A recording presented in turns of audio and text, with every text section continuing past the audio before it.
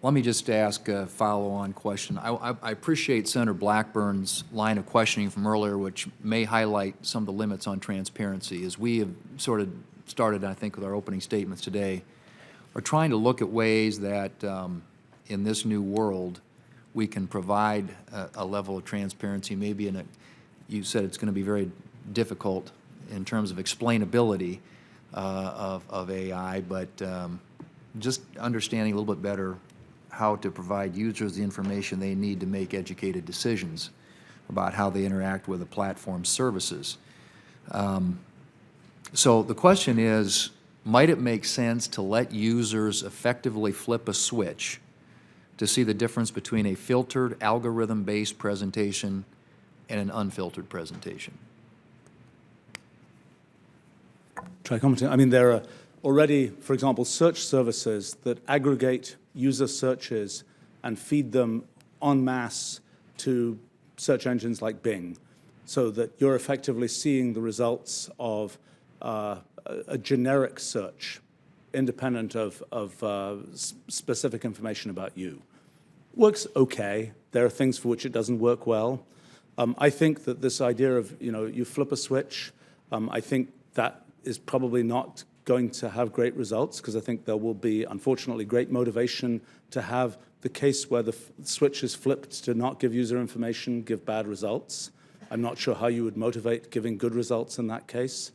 I think that it's also, it's sort of when you think about that switch, you can think about a whole array of other kinds of switches, and I think pretty soon it gets pretty confusing for users to decide, which switches they flip for what. Do they give location information but not this information? Do they give that information, not that information?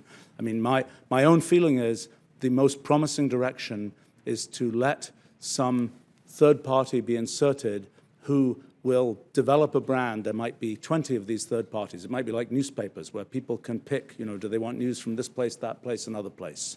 To insert third parties and have more of a market situation where you're relying on the trust that you have in that third party to determine what you're seeing, rather than saying the user will have precise, detailed control. I mean, much as I would like to see more users be more engaged in kind of computational thinking and understanding what's happening inside computational systems, I don't think this is a case where that's going to work in practice. All right. Anybody else?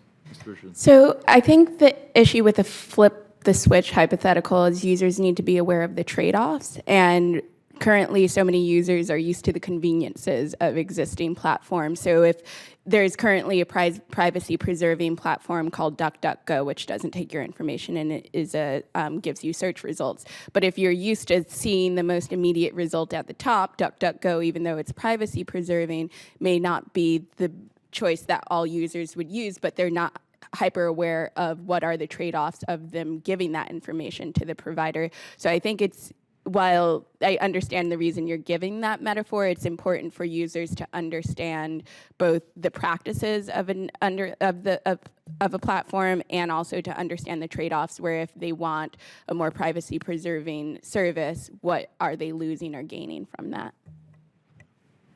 Chairs.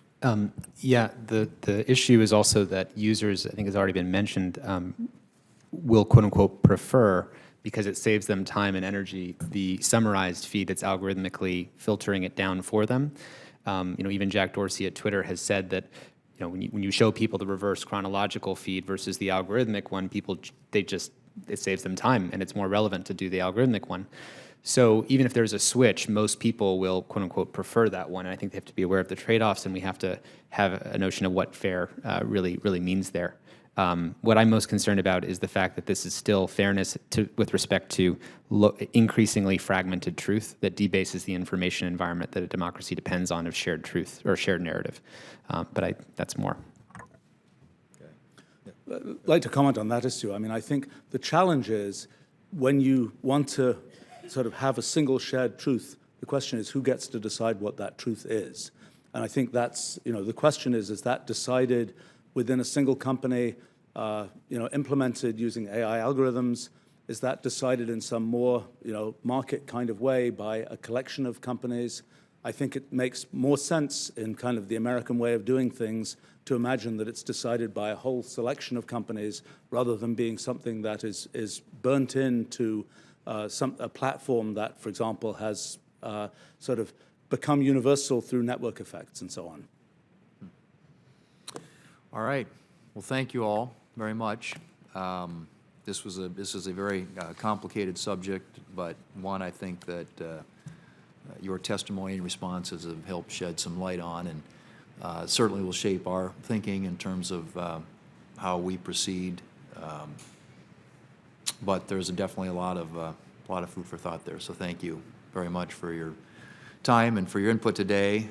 We'll leave the hearing record open for a couple of weeks, and we'll ask senators if they have questions for the record to submit those, and we would ask all of you, if you can, to get those responses back as quickly as possible so that we can include them in the final hearing record.